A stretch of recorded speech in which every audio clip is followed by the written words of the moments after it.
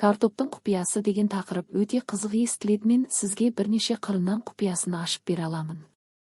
Бір шығу тарихының құпиясы. Картоп алғаш рет Оңтүстік Америкада, Перу мен Боливияда 7-8 мың жыл бұрын өсірілген.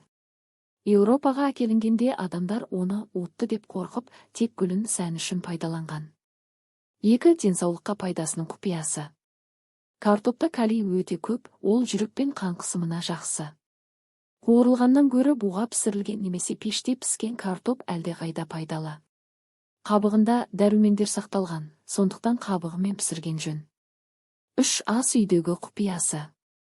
Егер картопты суға салып қойсаңыз, крахмалы азайып қытырлақ болып қуырылады. Картопты тұзды суда пісірсеңіз, дәрумендері жақсырақ сақталады.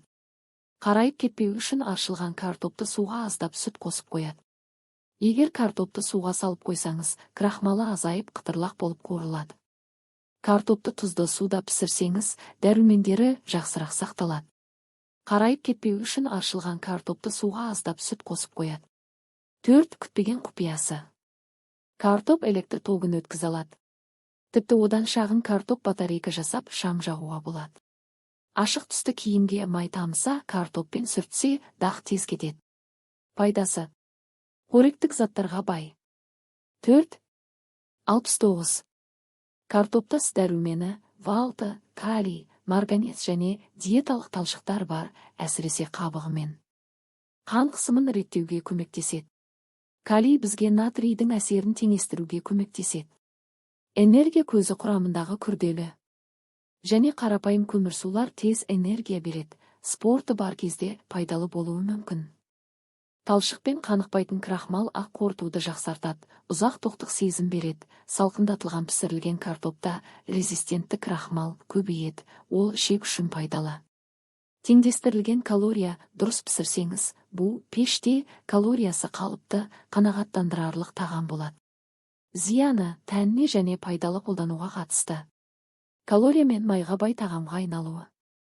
Терең қуырылған, чипс, фри, картоп калория мен транс сияқты майға бай болады. Семіздік пен жүрек қан тамыр аурулары тәуекелі артады.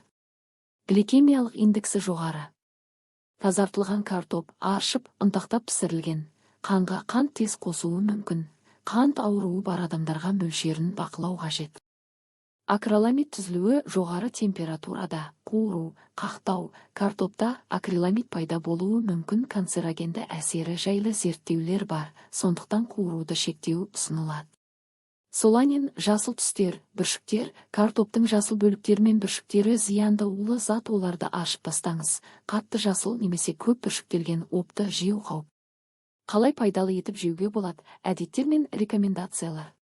Пеште немесе буға пісіріп, қабығы мен жеу, дәрумендер мен талшық сақталады. Қуыруды азайтыңыз. Егер қуыратын болсаңыз, майды аз қолданыңыз. Пісіргеннен кейін суытып қойсаңыз, резистентті крахмал көбейеді, салаттарға немесе гарнирге пайдалы. Жасыл бөліктерді және бүршіктерді міндетті түрде қиып тастаңыз. Қант ауруы немесе диетаңыз болса, порцияны бақыла, басқа көмірсу көздерімен, нанмен бірге көп пайдаланбаңыз. Жасыл бөліктерді және бүршіктерді міндетті түрде қиып тастаңыз. Қант ауруы немесе диетаңыз болса, порцияны бақылап, басқа көмірсу көздерімен, нан, күріш бірге көп пайдаланбаңыз. Қорытынды. Картоп дұрыс дайындалса, пайдалы және қанағаттандырарлық тамақ. Бірақ қуыру, тым тұздау және жасыл жаман сақталған картоптарды қолдану зиян келтіруі мүмкін.